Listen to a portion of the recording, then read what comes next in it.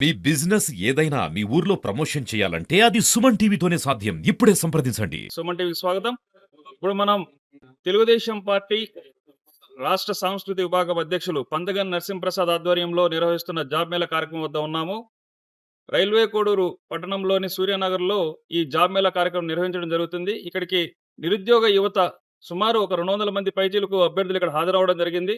వారికి మహర్షి అభ్యుదయ సేవ సహకారం వారి ఇక్కడ ఉద్యోగ అవకాశాలు కల్పించడం జరుగుతుంది.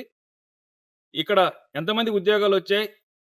ఎందుకు ఈ జాబ్ మేళా కార్యక్రమాన్ని నిర్వహిస్తున్నారు అనే పలు విషయాలను పందగా నరసింహప్రసాద్ అడిగి తెలుసుకుందాం. ఈరోజు ముఖ్యమంత్రి శ్రీ నారా చంద్రబాబు నాయుడు గారు, ఉప ముఖ్యమంత్రి శ్రీ పవన్ కళ్యాణ్ గారు, అదేవిధంగా మా ప్రియతమ యువనేత ఐటీ శాఖ మంత్రి నారా లోకేష్ గారి స్ఫూర్తితో నిరుద్యోగాన్ని పూర్తిగా నిర్మూలించాలన్న ధ్యేయంతో మా రైల్వే కోడూరులో నిర్వహిస్తున్న ఈ జాబ్ మేళాకి ఇంత పెద్ద ఎత్తున సహకరించిన అందరికీ కృతజ్ఞతలు తెలియజేసుకుంటున్నాను.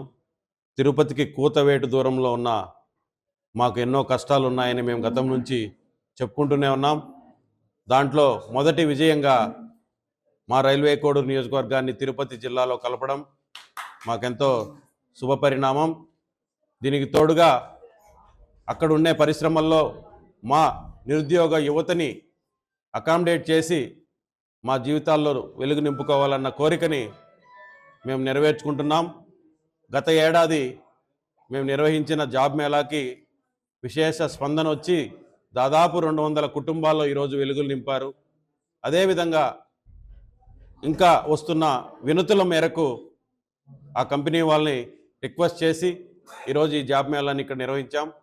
అందరూ చక్కగా ఉపయోగించుకుంటున్నారు. ఎప్పుడైతే కుటుంబాల్లో ఆనందం ఉంటుందో ఆ ప్రాంతం కావచ్చు, ఆ రాష్ట్రం కావచ్చు సుభిక్షంగా ఉంటుందని మా నాయకులు చెప్పిన దానికి ఈరోజు మేము ఇక్కడ కార్యరూపం దాలుస్తున్నందుకు దానికి సహకరించిన అందరికీ మరొకసారి ధన్యవాదాలు తెలియజేసుకుంటూ ఈ నిరుద్యోగులందరూ ఈ అవకాశాన్ని ఉపయోగించుకొని మన తిరుపతి, మన జిల్లా తిరుపతి అక్కడ వెలిసిన అనేక పరిశ్రమల్లో ఉపాధి పొందాలని మనస్ఫూర్తిగా కోరుకుంటూ సెలవు తీసుకుంటున్నాను. Thank you.